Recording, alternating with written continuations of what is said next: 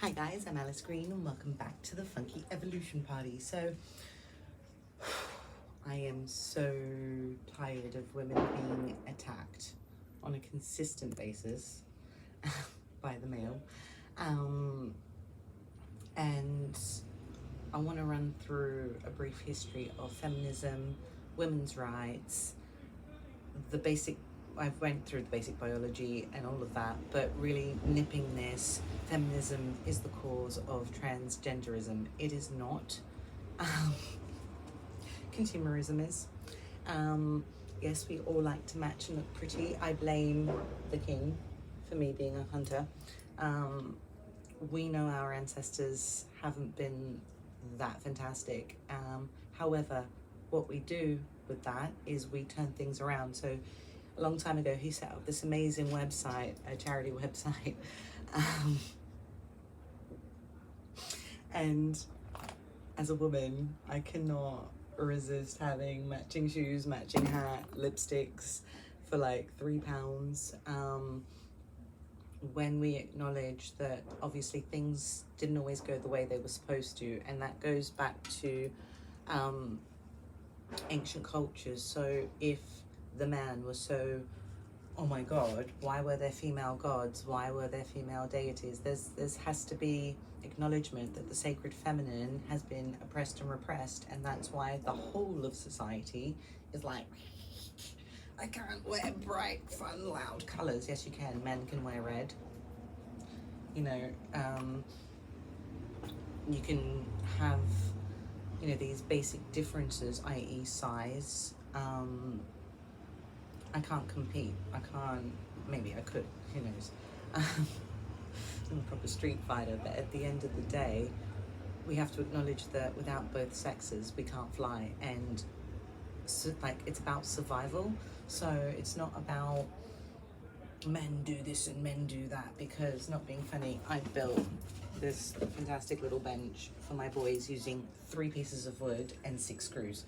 And it took me about 45 minutes. At the end of the day, it's about survival. It's about looking at our resources. So my neighbor was going to throw away all of this wood, and I was like, no. And I've got it all in my vault. And then I was like, mental blockage. If you can't do something one way, try doing something completely different and getting our confidence back, because that is the biggest problem, is that, again, going back to ancient Greece, to all of the ancient cultures, the female is as respected and as acknowledged and as sacred as the male. However, throughout history, okay, tit for tat, and I go to religion and the oppression then of the woman and sexualization of the female that has then led to further oppression. All of these things are contributing factors, and where feminism comes into play, which is the whole idea of this video, is that women got so oppressed because if they spoke out, they got that, and we couldn't fight back with that. We fought back with our tongues, and you can silence people with violence. That's why violence has taken over, rather than going, hey, wait, acknowledge what I've done and move on. Oppression, which has caused the male to be oppressed because he can't go do whatever he wants or he thinks he can. And that was, again, me growing up. I grew up in a culture where women did not have rights, and feminism and women's rights needs to be like, you need to acknowledge that without women fighting for their rights, which is what is considered as feminism, oh, she's a feminist. No, she's not. She's fighting for the right to just be accepted, normal. You know, I wished I was a boy because of all the things that it was just so easy for them. They could go wherever they wanted, they could do whatever they wanted, they could sleep with whoever they wanted. And that's the other thing, you got women completely getting plastic surgery to attract the opposite sex, and then all of a sudden it's like, oh, what's the count? And it's like, pick what you're doing, guys, because again, as women, which is equal members of society to men, we should all be acknowledged for our brains, not just our bodies. You know, you can't just say, oh, well, you know, that cis woman or that TERF, like, fuck off. No, we are throughout human history been respected and had our place, and then all of a sudden you've got governments and corrupt societies that wanted to enslave us And that's what it is. It's enslavement. And women were then enslaved into being in the kitchen because men were like, I don't want to deal with that child, you deal with it. And it was easier. I didn't want to go and plough the fields. I was like, I'll look after the children while you go and plough the fields. And that's how these roles were established. Women have always had, like, again, under astrology, and if you don't believe in astrology, then you're always going to be a little bit messed up, because until you understand that makeup within you and then how you're going to use that, i.e. I'm a little bit masculine, so I can build stuff because I've got the time to do it. And that was the point. Society would not progress if the man had to go to work and then come home and cook, or the woman has to now, which is our modern day society. You cannot survive on a one household income. It is impossible, and that's why most people are still in relationships and X, Y, and Z. This idea that women can't leave abusive relationships, that's considered as feminism. No, actually, that's just a human right. For me not to get the shit kicked out of me every day, the right to an education, to go to school. So in countries like Afghanistan, where women cannot go to school, you're telling me it's feminism, or is that a right?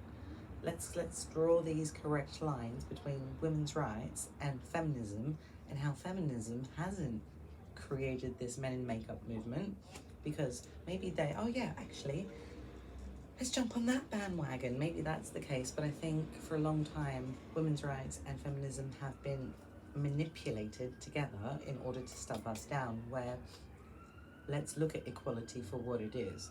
My pure pleasure zones, which I want to keep.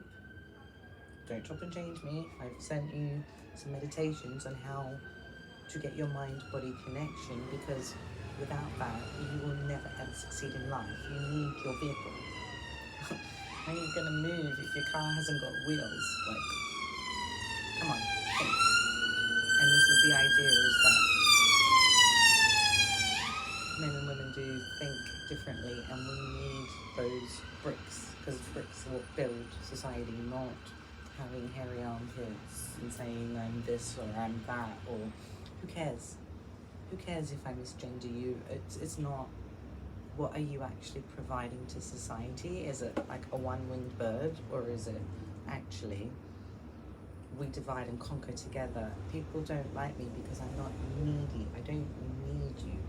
It's about co-creation, not codependency, and that's the feminism movement into human rights, women's rights, on how codependency actually, it's about co-creation. And if we keep oppressing and blaming, it's your fault, no, it's a load of corrupt government's faults, and it's time that they all got held accountable, that we all started looking at equal pay, equal everything. You know, it's very hard to be a single woman in 2023 when you think years of history have helped pave the way. There's still these stigmas that need to be just like recycle, and look at how the colour, the flair, it's in every single one of us, and it doesn't come with what you wear or how much makeup you put on or everything from the exterior. It's the interior, connecting with you, your masculine and your other half, your feminine, because we both have them inside of us, connecting them together and respecting them without self-respect. How do you expect other people to respect you? It's not, I'm an underachiever and I need attention. It's like, let's set the path so those little kids following us don't get stuck in road traffic. And you all know what I mean. People in high places have been really trying to keep everybody at war with each other, so we don't see what's happening around there. Anyway, I hope this explains feminism. Again, it is body parts and biology and reproduction as the only thing, and obviously that power, but if we dropped the violence, then hey, divide and conquer, let's go. Please like, share, and get the message out there, and subscribe.